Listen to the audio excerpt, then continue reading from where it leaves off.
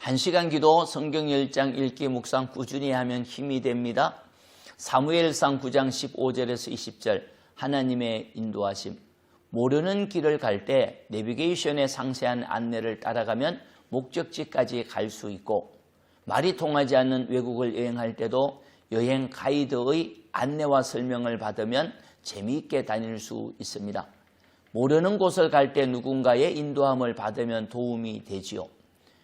인생길에도 하나님의 인도함을 따라가면 형통의 삶이 됩니다. 하나님의 인도하심이 있거든요. 하나님의 인도하심을 사람들은 인식할 수도 있고 인식하지 못할 수도 있습니다.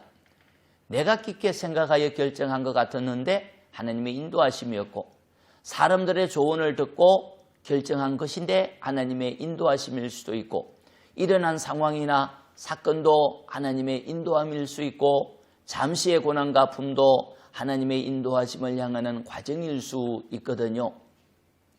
사울의 아버지가 암나귀를 잃어버렸을 때 사울에게 암나귀를 찾아오라고 합니다. 사울은 사환 한 명과 함께 암나귀를 찾기 위해 동서사방으로 다녔지요. 여러 마을과 지역을 다니며 암나귀를 찾고자 하였지만 찾지 못하였습니다. 그때 함께 있던 사환이 한 성읍에 존경받는 하나님의 사람이 있는데 그에게 가면 그가 갈 길을 가르쳐 줄 것이라고 하였습니다.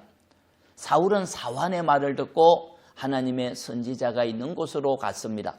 사울이 오기 전 하나님은 사무엘에게 특별한 말씀을 주셨습니다. 15절입니다. 사울이 오기 전날에 여호와께서 사무엘에게 알게 하여 이르시되 내일 이맘때에 내가 베냐민 땅에서 한 사람을 내게로 보내리라. 너는 그에게 기름을 부어 내 백성 이스라엘의 지도자로 삼으라. 그가 내 백성을 블레셋 사람의 손에서 구원하리라. 내 백성의 부르짖음이 내게 상달하였으므로 내가 그들을 돌보았노라. 아멘. 하나님께서 사울을 사무엘에게 보내셨다고 하셨습니다. 사울이 이스라엘을 블레셋 사람의 손에서 구원할 지도자라고 하셨지요. 하지만 사울은 전혀 알지 못했습니다. 단지 잃어버린 암나귀를 찾기 위하여 여러 마을을 다니다가 사무엘이 거하는 성읍에 우연히 간 것입니다. 그런데 하나님께서 그를 그곳으로 인도하신 것이죠. 사울은 깨닫지 못했지만 암나귀를 잃어버리게 되고 그것을 찾으려고 여러 마을을 돌아다니다가 발견하지 못하여 결국 선지자에게 물어보기 위하여 간 곳은 하나님의 인도하심의 과정이었다는 겁니다. 하나님의 인도하심을 우리가 인식하지 못할 수도 있고 여러 가지 사건을 통해 인도하시는 하나님의 뜻을 모를 수도 있기에 우리는 기도해야 됩니다. 하나님의 인도하심을 깨닫도록 기도하고 하나님의 뜻이 이루어지도록 기도해야 되죠. 하나님의 인도하심을 받는 복된 삶이 되길 바랍니다. 아멘. 하나님 고맙습니다. 하나님이 저희를 인도하여 주소서. 주님의 뜻이 이루어지는데 저희 삶이 복이 받는데 주께서 세밀하게 인도하여 주소서.